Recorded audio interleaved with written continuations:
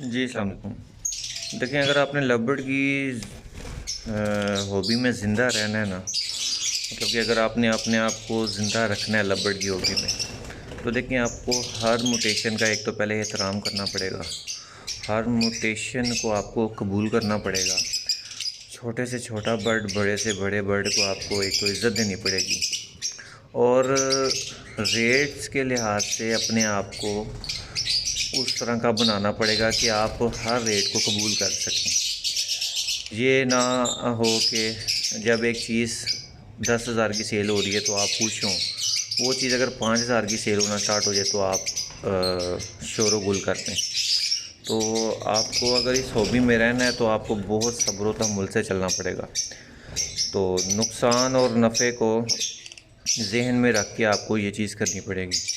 اگر آپ صرف یہی سوچ کے آ جائیں کہ اگر میں 10,000 کی چیز 10,000 میں ہی سیل کرتا جاؤں اور تاحیات کرتا جاؤں، تو اس طرح نہ آپ کا فائدہ ہوگا اور نہ بلکہ آپ کا اتنا ڈپریشن سٹارٹ ہوگا، آپ ڈپریشن کے مریض ہو جائیں گے۔ تو اس کا بہترین حل یہی ہے کہ جس طرح کی مارکیٹ چل رہی ہے، آپ کو اس طرح سے اپنے آپ کو بنانا پڑے گا۔ رہی بات ریٹس کو خراب کرنے والی، تو وہ ہر بزنس میں ایسے ہوتا ہے۔ ہر کاروبار کو آپ اٹھا کے دیکھ لیں، اس میں جو بروکرز بیسیکلی جن کے پاس انویسٹمنٹ زیادہ ہوتی ہے، وہ ایسے ہی کرتے ہیں، مال اٹھائیں گے، اپنا پروفٹ رکھ کے آگے سیل کر دیں گے۔ تو بنسبت اس کے کہ آپ سب کو باتیں کریں، آپ مارکیٹ کو قبول کریں اور جس طرح جیسے چلتا ہے اس کو لے کے چلیں، تو پھر ہی یہ کام چل سکے گا۔ اگر آپ یہ کہیں کہ میں ہی اپنی پرائسز میں سیل کرتا جاؤں، تو ایسا کبھی پاسبل نہیں ہوگا۔ آپ کو مارکیٹ کے حساب سے چلنا پڑے گا، 2، 3، 4 ہزار اوپر نیچے کر کے آپ کو کام کرنا پڑے گا، تبھی آپ اسٹیبل رہیں گے، تبھی آپ اس ڈپریشن کی بیماری سے باہر نکل سکیں گے۔ نہیں تو آپ کو ڈپریشن ہو جائے گا برڈس کی فیلڈ میں آ کے۔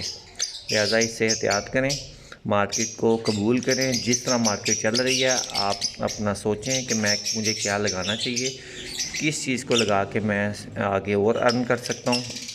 جیسے دوسرے بزنس ہیں، ان میں جس طریقے سے لوگ تھنک ٹینکر کے طور پہ کام کرتے ہیں، ایم ہی نہیں جو لوگ ہیں ان لوگوں نے اتنی سیلریز پہ مینیجرز رکھے ہوتے ہیں بڑے بڑے، جو بتاتے ہیں کہ بزنس کیسے گرو کرے گا، اور آپ اور میں گھر بیٹھ کے یہ چیزیں سوچ رہے ہوتے ہیں۔